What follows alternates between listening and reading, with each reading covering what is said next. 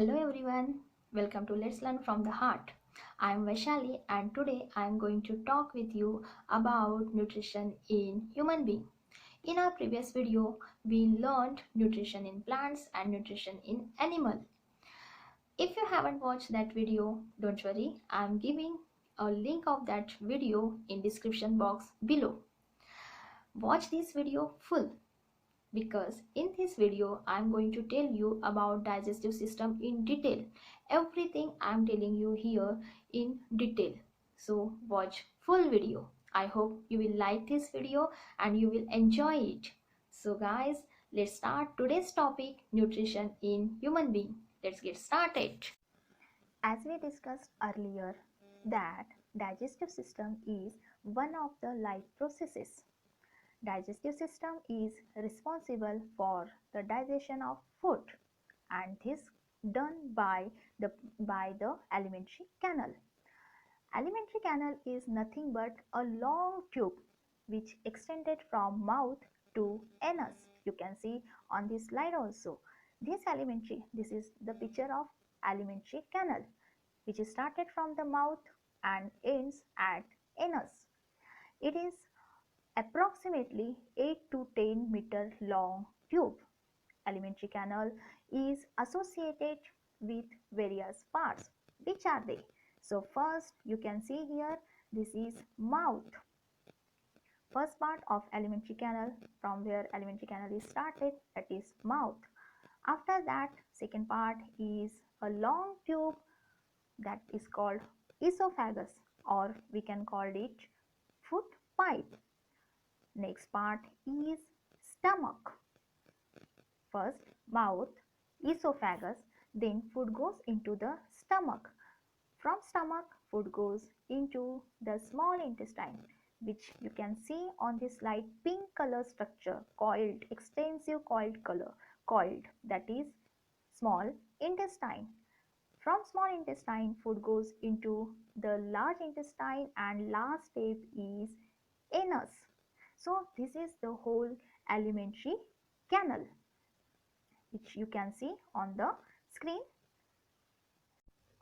So now I am going to discuss with you about whole alimentary canal and its parts. So first part is mouth. Okay, mouth is also called buccal cavity. Could you tell me what happened when you see an amazing delicious food? What happened? Yeah, your mouth waters. So that water is not only the water, that is a fluid that is called saliva, secreted by salivary gland. So what does this buccal cavity do? First of all, buccal cavity associate with teeth, fleshy tongue and salivary gland. Then what does this buccal cavity do? This buccal cavity actually break down. Main thing is what?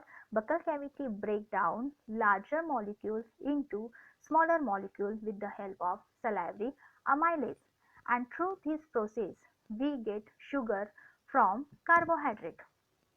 Now food will get mixed with saliva thoroughly and now it get ready to go into the stomach with the help of esophagus. Here you can see esophagus.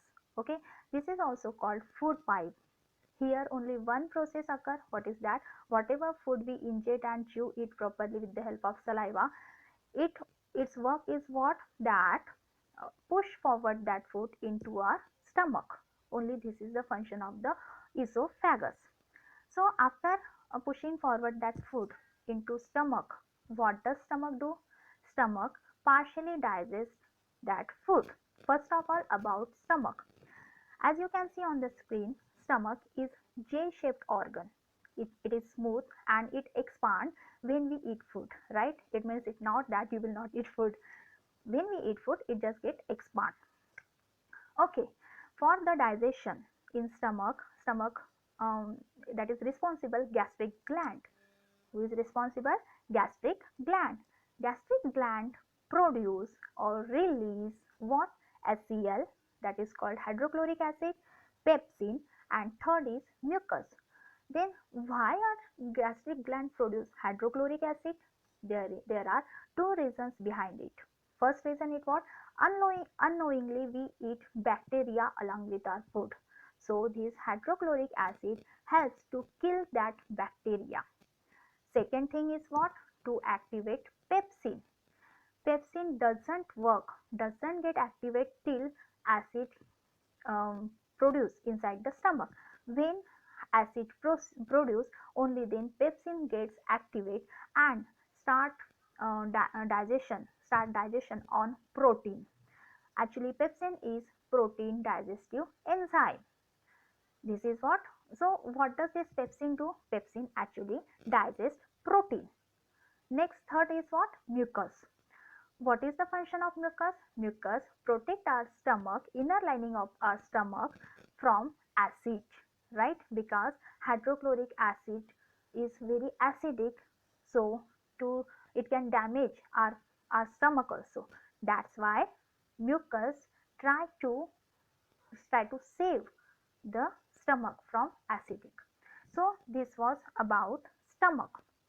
So what we learn 8 that our mouth responsible for the digestion of carbohydrate, which gives us sugar, and stomach it responsible for the digestion of protein, but these both things happen here partially. After that, this partially digested food enter into small intestine. As you can see on the screen, small intestine, it is highly extensively coiled in structure.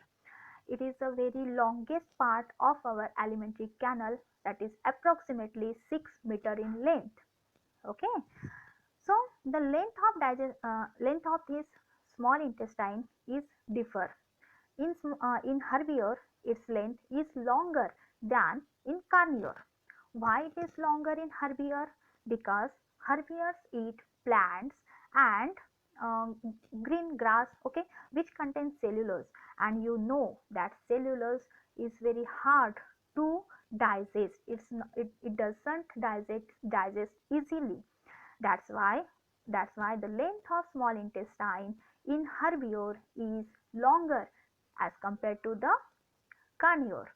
Okay, next thing is what? Small intestine is a site where all food get digested. Full food will digest here only in a small intestine, whether it is carbohydrate, fats, or protein, or anything. So who help it for this digestion? There here help who help it? That is liver and pancreas. Liver produce bile juice and store it into gallbladder. You can see on the screen that is green color structure. Okay, that is gallbladder, which is responsible for the storage of bile juice. What does this bile juice do? Bile juice emulsified fats. Okay, and this bile juice contain bile salt also. Then what does this bile salt do? In our small intestine, fats um, found in large globule. So bile salt, what it do? It just break down that large globule into small globule. Okay, that is the function of bile salt, and because of this, it little bit become easy for bile juice to digest fats. Fats is not an easy thing for the digestion. Okay, so it takes time. That is about liver. Now, second is pancreas. You can see here lip-like structure, that is pancreas. Pancreas produce pancreatic juice. What is the function of pancreatic juice? Actually, uh, whatever food we that transfer from stomach to small intestine, that is acidic food. So pancreatic juice helps to neutralize that acidic food. Pancreatic juice produce what it produce? Sorry, that is trypsin and lipase. Trypsin is responsible for the digestion of protein, just as done by pepsin, but that is partially. Now the same work is done by trypsin also, which is produced by pancreatic juice. Okay, then next is lipase. Lipase, it again works on emulsified fats. This was about pancreas and pancreatic juice. And at last, small intestine produce intestinal juice. Okay, whatever remaining is there for the digestion process. So this intestinal juice digest it properly, fully. So like this full digestion process occurred in small intestine. I hope you understand this.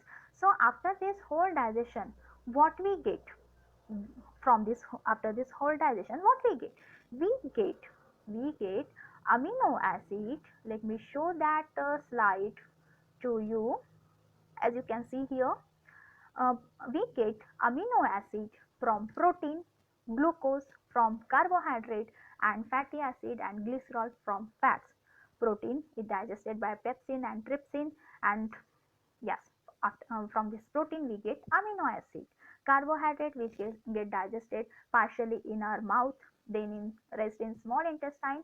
What we get from that carbohydrate? We get glucose. Then fats, it is fully digested in small intestine with the help of bile juice, which is produced by liver. So we get fatty acid and glycerol from fats. So this thing we get. Okay, after getting this thing, where then is it possible that whole things will remain only in small intestine? No, we want these all nutrients to each and every cell of our body. So who transport this whole cell to our each and every cell of our body? It transferred by villi. So again I am showing you the structure of villi. Here you can see villi.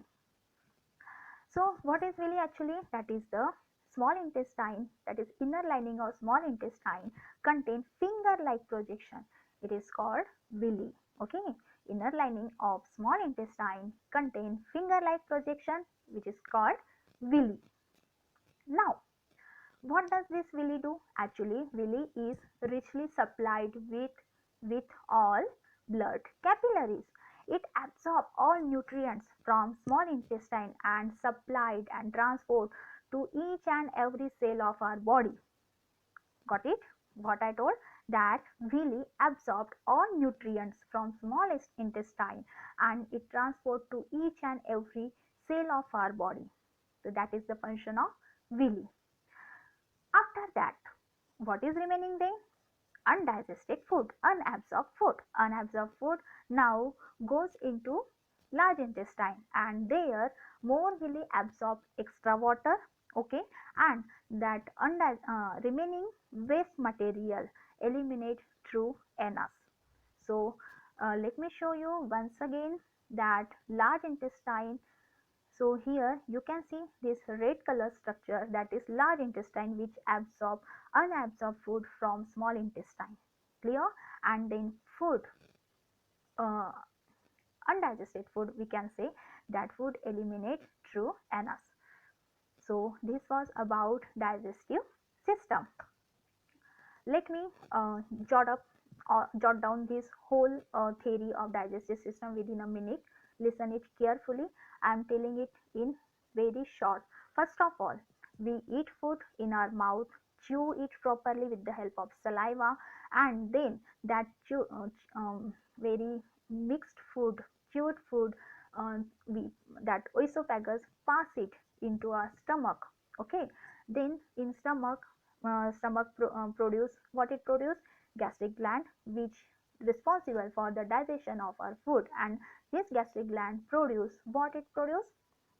It produce HCl, that is hydrochloric acid, pepsin, and mucus. With the help of these all three things, food get partially digest inside the stomach. After that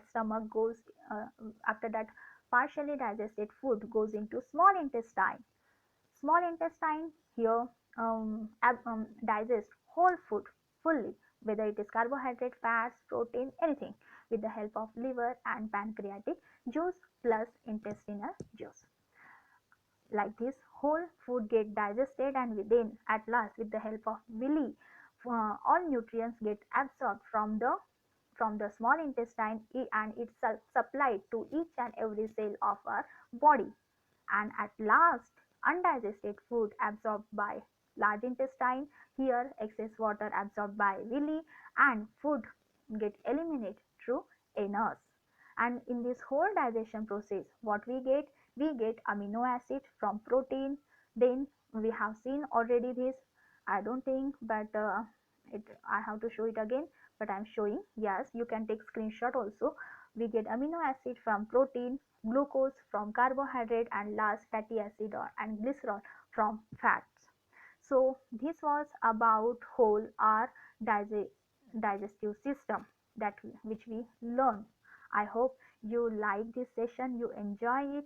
If you like it, please press like button, subscribe my channel, because I'm going to bring now again next portion of the same chapter, or maybe I can upload some video regarding maths also.